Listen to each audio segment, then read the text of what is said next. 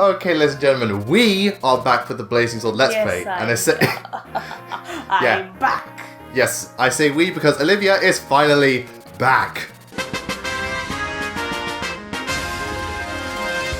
So for that one person in the comments section, this Let's Play is now a 10 out of 10 instead of a 0. He really missed you. Yeah, of course.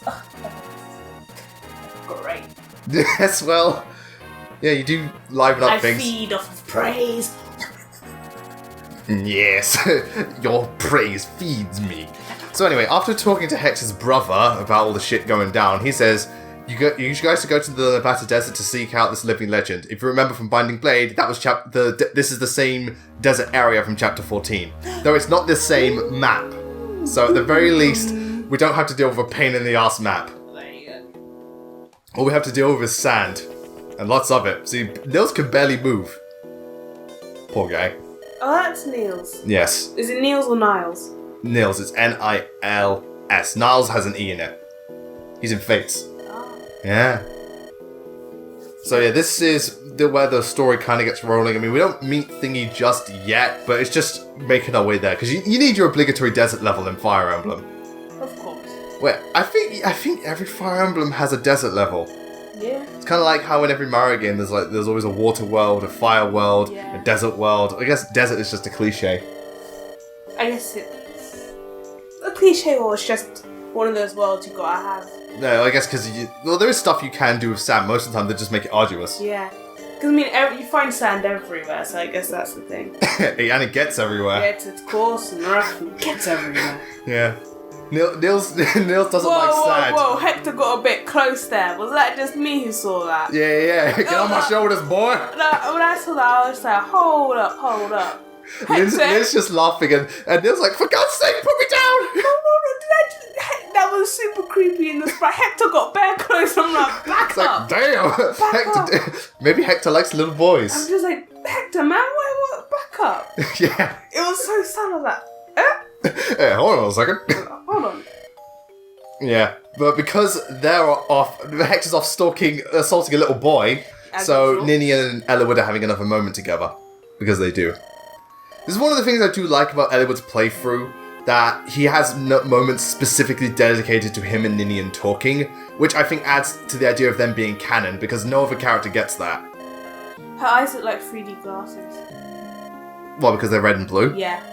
But I'll tell you right now, she's not wearing red and blue. What if she sees the entire world in 3D? What, instead of 2D sprites like the rest of us? Yeah. So she looks at the world, it's like, wow, everything looks like Path of Radiance. Yeah, exactly. Such low polygons. That's why her eyes are special, not because she's obviously a dragon, but... Yeah. She has 3D glasses eyes. Wait. At the end of this, is she still a dragon? Yes. Then how does she have a kid? Well, remember, she's half. She could transform into one, but she's still, thingamajig. Oh, two new characters, Athos and Louise. So she gave birth to Roy when she was a dragon. Would Roy come out of an egg? No. Think about that, people. Roy does not Roy come could have hatched her out of an egg. He could have hatched. So now we just need Roy as a little baby dragon. Yes, Roy could have hatched out of an egg. Yeah, Athos is the person they're going to find, and he's one of the people that actually fought. Is that the guy that's like Gandalf? There's your Gandalf. You asked at the beginning, do we get a Gandalf? There is your Gandalf. Oh, Gandalf. I am pleased. Yeah. And who's her? That's Louise. She's the wife of Pent, who we're going to meet this chapter. She's also Clarine and Klein's mum. Do you use her? Yeah, not until chapter 24, though. Same with Pent's in this chapter, but we don't use him until chapter 24, so I'll talk about those two later. Is she any good? Yeah, she is. Well, considering archers aren't good in this game, she actually does, because she comes in as a strong pre-promote, so yeah. Not amazing, but she's good. She looks lovely, though. If you see her actual artwork, she looks really nice. Yeah. Very classy. So that's their mum? Klein and Clarine, yeah. Okay. It's their mother. And their dad is Pent. Who you'll see soon. Okay. Yeah. I wonder what he looks like. Don't tell me. No, I won't tell you. But, yeah, so that's the... Is it the type of thing where, like, how did he end up with her? No. Okay. Oh, that'd be funny. It's like, how did you What? Pet's fuck ugly. Yeah, fuck ugly. He's just like, how did she... What? What, the same way every Disney dad looks really ugly, yet their daughters are really hot, so you Yeah, assume, wait, does that mean their mums are really hot? And he's like, The only time it made sense is with Mulan's parents, where they both look kind of the same. Yeah. Well, kind of, not the same, average looking. Like, average. And then, so when you see, like, Jasmine's dad, she's No, like, the only also Sleeping Beauty, it's kind of different. yeah. But everyone else, it's like, how the hell did they get these women? But Athos is one of the people that fought in the Scouring, which is, the war between the dragons, and he's still alive. Everyone else died off, but... That's why he's Gandalf. Yeah. He's the magic No, he's Gandalf the Blue. Oh, yes, the blue. So, Gandalf the Blue, Gandalf the Grey, Gandalf the White. Where's Gandalf the Red? Where's Gandalf the Black? Where's Gandalf the Green? There's Gandalf all the colours. Gandalf the Purple. Gandalf the Yoshis. Yeah, exactly. Different Gandalf eggs, different Gandalfs. Does Niels have any relation to the next game? No. After this, Nils and Ninian Dead. have nothing to do. So yeah, that's Pent. The guy with the silver hair. No, not those two people! I was like, which one? What? Not them! The guy with the silver hair is Pent! Oh, okay, yeah, it makes sense. Yeah, those two, you know, they're that Fire Emblem tradition where you have those two twin berserkers who look kind of fuck ugly? Yeah. Yeah, it's another staple of the I series. thought the blue one was Pent and I was like... No, then I wouldn't be like, Luis, why the fuck did you go for this dude? I was like, He looks like Birdie. Kinda, yeah. Yeah. We couldn't make our way into this final fight, so we wound up here. And one of them's called Jasmine, and the other one's Paul. Is one of them a woman? Maybe she fell in love with her personality. Maybe that's why. Yeah, it's a weird thing. It's all about what's on the inside. True, but physical attraction is certainly a thing when it comes to being partners. You can't act like there isn't one. Yeah. So anyway, so chapter 22. Desert map, so you know the drill. Flying units, well, Hector's here, so that's something. So flying units, thieves, magic units, they're essential, pretty much, otherwise you're not going to get anywhere far. But this chapter's this is a funny chapter, because in order to get the next guiding chapter, you need to get a total of 700 or more experience points from the collective enemies. In the sense that everyone has to kill and get a total of 700, not like one unit has to get 700 experience points and go up 7 levels. So... there's that, but here's the thing. This chapter, the enemy aren't focused on fighting you, they're trying to kill Pent. And Pent's a pre-promoted mage, and he can like one-shot and one round all of them. So, if you let Pent go a bit wild, he's going to take all the experience points. This does make the chapter easier, but at the same time, you miss out on the thingamajig and your units get less experience points. So it's kind of a sort of like a risk versus reward, but the chapter's not too hard, so you shouldn't need to like rely on Pent. If you need to rely on Pent to beat this chapter, you're doing something wrong, if you ask me. Lots of a pent-up frustration. Yeah, pent-up rage. But I always thought it would be funny, like, if maybe the team felt lazy. It's like, we could kill these enemies, but Pent's doing a fine job. And then Lynch is like, fuck it, I'm sunbathing. He's like, Pent here, so yeah. Dear nobles, like, dear fighters, please help me. I can't fight these people off by myself. It's fine. Oh, yeah, Lynch just there, just like, yeah, I gotta get that tan. You're like, I deserve a holiday. Yeah, I have to deal with fucking Hector's shit. He tried to assault a little boy. That's gonna stay in my mind. Hector has a thing for little boys. Is that why he can't be in Smash? He'll go after Ness. Oh god. No, that's what Warrior's already doing that. Yeah, well, Warrior's already done. So Warrior and Hector, we like a little boys. I only do that because I've had a game in years. Poor guy. I miss Warrior's games. I think we should have a revolution, a Mario revolution.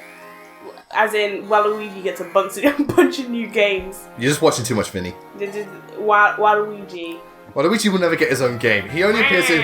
You realise his first appearance was a Mario sports game. I know. Hey, next up, hopefully he's in Smash next. What, Waluigi in Smash? I highly doubt it. I'd like Waluigi. He'll be a wah. Well, he's an assist trophy, so he could, because Little Mac was once an assist trophy, then he became a character.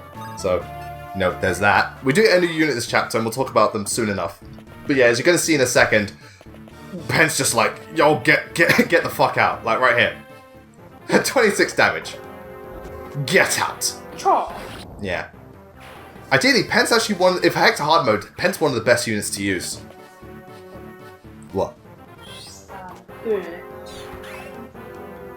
Just thinking. A pentagon is 5, isn't it? Yes. Pent means 5. So. Hold on. Let me think. First you get Urk, then you get Canus, then you get Lucius. No, he's the 4th mage you get. Oh, if it was the 5th mage, that'd be brilliant. That would have been brilliant. Not counting the healers, because then he would have been 6th. Yeah, yes, he is the 4th. It's upsetting, but that's how it is. And damn it! Oh, come on! 278. I didn't realize we were playing Binding Blade again. And he got hit by 33. We really are playing Binding Blade. Hey, you're in the Nevada desert. You're gonna suffer the bullshit RNG. Sure. That's how it goes down. Yeah, we've got Heath at the ready. Ow. Yeah, I'll whip him Knight for the game. Male one. Yeah, you've got them. Usually they're female, but... Yeah, well, it's because of the archetype. Because they're based on Minerva from Shadow Dragon and she's a woman. It's the same way, you know, most of the 2 Cavaliers are male. Yeah, that's true. Most, not all actually. Actually, no, with Myrmidons, it's even. You get some male, you get some female because of the archetypes. I think we're on another archetype. Most of the early game Paladins are male. Yes, I've noticed that. Also, most, what's another archetype for... Most Pegasus Knights... Well, actually, no, all Pegasus Knights until Fates are female. Yes, that's right. Sabaki's the only male one. The mid-leave, if he onto the back of his plat... It did look like a female. Yeah, so that's the new guy. That's the new guy. That's Hawkeye. He looks cool. Yeah, he looks like, you know, like a Native American tribal person because thing. You got to talk to him if you're allowed to recruit him. What unit is he? Berserker. He has a unique sprite though, which is really cool. Talk about him as soon as we actually start, you know, what's its face. Any good? Yeah, again, I'll get more into depth once Thingamajig starts. Yeah, but I think this is the last map Fiora and Sarah Fiora's gonna be in because I only use it because, you know, desert. You know, we can't afford to be sending knights into deserts. Yes. Doesn't work. Remember the last time we tried desert map, Olive? Fuck this level! Fuck this level! Fuck this level! Fuck this level! Fuck this level! That was painful. Oh yeah, Lucius is also ideal because shit ton of magic units and he's got amazing resistance. I love Lucius. Lucius Malfoy? No, he looks like him. I know. No, but this guy actually smiles. Lucius Malfoy. Yeah. Look at long. Yeah, I know the long blonde hair. Okay, he looks too young here, but long blonde hair, Lucius Malfoy. So when he grows up, he's going to become a real, you know, real arsehole and give birth to an even bigger dickhead son. Then again, I say I already watched the film, but like when I mean I've watched them, I saw the last one at the cinema. And then I saw the rest on TV, but I watched snippets of them. So you went through a Harry Potter thing not too long ago where you watched some of the old films again. The first 2. Yeah. Yeah, but you've seen Order of the Phoenix and Goblet of Fire quite a few times. Yeah, but I haven't seen them. Like you guys would be watching them, and I just pop in and out. Fair enough. So anyway, this is Hawkeye. He's a berserker with a unique sprite, which I think we'll see later. Hawkeye's overall good. He comes in with 50 HP, which is really damn cool. He doesn't talk much. So you can see his sprite's unique. Oh, that's cool. And he has unique animations too. He comes in with really good HP, good strength, good skill, I think, good defense, speed's alright, and resistance ain't bad for a physical unit too. Being a pre-pro, his growth rates aren't great, but they're better than most normal pre-promotes. 50 in HP, I think 40 in strength and 40 in defense. No, defense is 20. 40 in something else. Everything else is like the 30s, 20s, so for a pre-promote, not bad. As axe units go, I'd say out of him and Hector are like the 2 best choices. I mean, you can use Dart to become a Berserker. Dart won't start as good, but he has the potential to be better. But if you just want to have a straight up really strong axe unit from the get-go, go with Hawkeye. He is good choice. Are you going to use him? No, because I'm using Dorcas. Although, if anything, when we do Hector hard mode, I will more than likely use Hawkeye. Because Hawkeye's cool. Also, Hawkeye does not talk much, and he doesn't have many supports. Again, he's kind of like Raph in the sense that, again, he doesn't say much. But he does have like a connection to Aphos and stuff. He does know quite a few things. And he does talk to some of the more, as we'll see soon, he does talk to some of the more interesting characters in this. A very interesting cameo. Yeah. Remember, this isn't in the Nevada desert, so this is near the land of the dragons. Speaking of dragons, women suddenly So what's the cameo we're going to see? Oh, you'll see. It's a sweet little cameo, I'll tell you that much. Oh, it's that little girl in that one. Yeah. The little one, yeah. Yeah, the little one. Bless her soul. This is Ninian or? No. Ninian's the one with the dancer. Oh yeah. Also, because it's a desert map, and I seem to have stopped for some reason. I don't know why. Have you edited this? No, I did, but I didn't think I noticed this. So there are some bits I miss out in editing. So yeah, if you stand on certain parts, with a thief, you're 100% guaranteed to get thingamajig. Oh yeah, I also have another thief so I can steal that guiding ring because I want it. I think this is the one few Fire Emblem games where I've got way too many promotion items by the like the end, and I shouldn't have got hit by that. But what the hell? But yeah, so near the bones and stuff, and just like if you have a map or a guide on, you can find out where the stuff is. If it's normal units, they have a chance of getting it. I can't remember what the percentage is. If it's a thief, 100% chance. So best to do it with thieves, but flying units are good too because you can easily transport to each place. You know, typical desert stuff. Speaking of which, did they have that in Awakening's desert map? Because I can't remember. You know, the one with Naui? I haven't played Awakening in so long. Yeah, I want to play it again. It's been a while. It has been a while. Oh, for God's sake, there's one mage! You just won't get hit. It's like 70 is a cursed number. But Lucius is here to kick some serious ass because, you know, that's what he does. Yeah, discovered something cool this morning. I think Cook Oliver sent it to me on Twitter. There's an article from Famitsu. Sakura's pretty much confirmed for Warriors. Sakura. The mage? Yeah, the Shrine Maiden, yeah.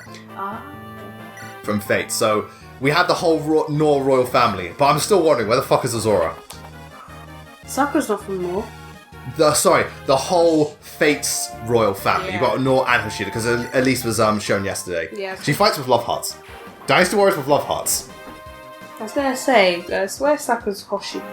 No, secretly she's Norian. I lied all along. It was I! You thought Elise was the Norian sibling, but it was I, Sakura! Hey, you won't get me that time, you ass. So, now we just wait for Azora, because if Azora's not in FE Warriors, I'm going to be so surprised. Which one's Azora? Oh, yeah, I know. Yeah, why would she... It'd be weird because she's... because there's one called, like, Azura and Azora. Because that's where there's, like, a male mage. Not mage, but, like, cleric. Or who's, like, someone's retainer. And his name's similar to Azura. Wait. Male mage? Yeah, Fates. Yeah, I'm trying to think. Hoshida. Or did that begin with a H? I know it's Hayato. He's a male mage. Orochi. He has like afro hair. Yeah. Oh no, Azuma. Azuma, that's yeah, it's Azuma as well. Yeah, Fei-Fei's here. Yeah, I knew it. She still looks just as adorable. Yeah, she also gives you hints towards, thingamajig. I do like Hawkeye's sprite though, just look at him. It's cool. That's like a proper, native style warrior type thing. He's a big man. He's got a nice ponytail as well. So, wait, no. Is this Ed if Ed went out to train in the desert? That actually looks like Hohenheim. Oh, now God. that you bring it up, it kind of looks like a young, buff Hohenheim. This is Hohenheim when he was on his travels. Like, what were you doing all that time, Dad? I was flexing my muscles and defending it. And I met these people from Fire Emblem. So, no, because also, remember what I said about the morphs being basically homunculus? These games are connected. And Hohenheim is the one connecting them. Is Hohenheim... is the morphs where Hohenheim's and then got the idea for homunculus, which father then learnt. It all makes sense. But there's one massive problem. Hohenheim doesn't know how to make homunculi. No, he told him about the morphs, and then Thingy got the idea to make homunculus. Well, why would he tell him about the morphs if he knew father was evil? Maybe he just wanted to chat one time. Remember that scene in Alchemist where they first encounter Father Edinel, and the first thing Father says, how's Hohenheim these days? How's Hohenheim? I haven't seen that rascal in ages. And Hector takes that motherfucker down. I haven't seen that rascal since I killed the whole country. Yeah. Good How's he times. been? Yeah, good times, man. Good times. That Philosopher's Stone, man, it does me wonders, but I want more. Because I'm a selfish bastard. Yeah, seeing Hector... Alright, Hector's now got higher strength than Lyn. I can't believe for the longest time he didn't. That's almost unheard of.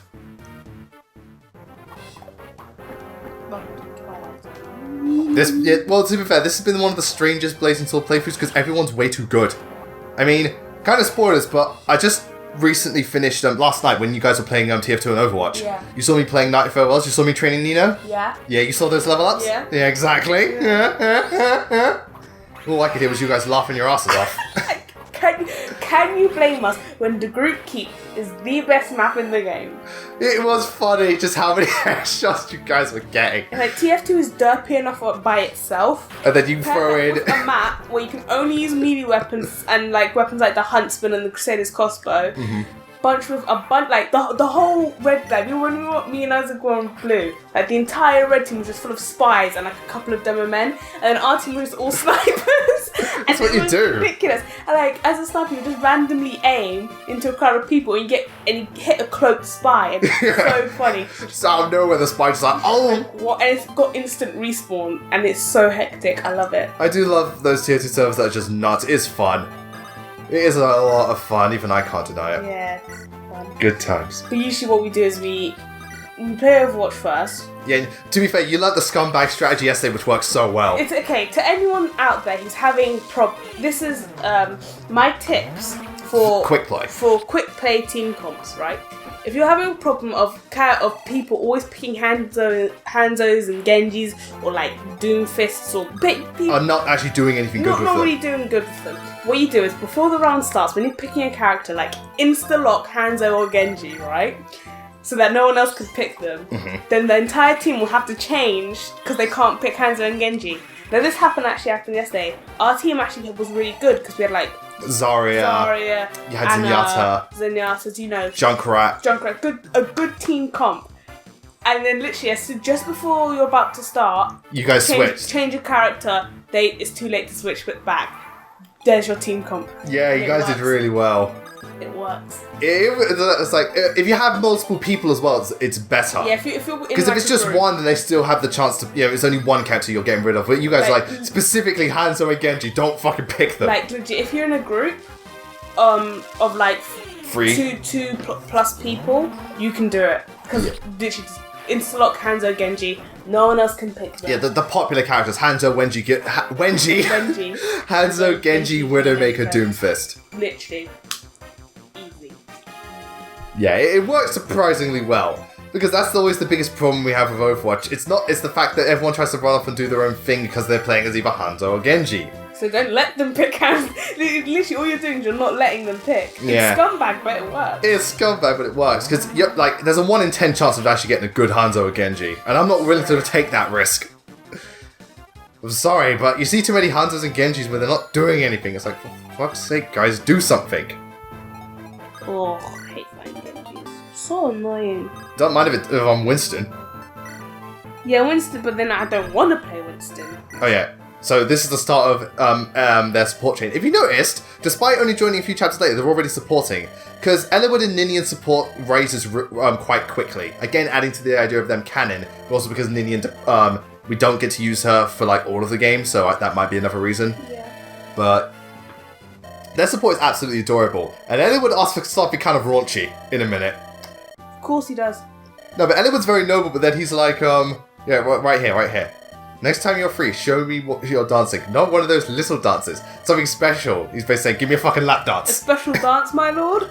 Oh, sorry, didn't mean to sound too forward. Giggity. Too forward? A special dance? Yeah. Giggity. Giggity. Giggity. Go.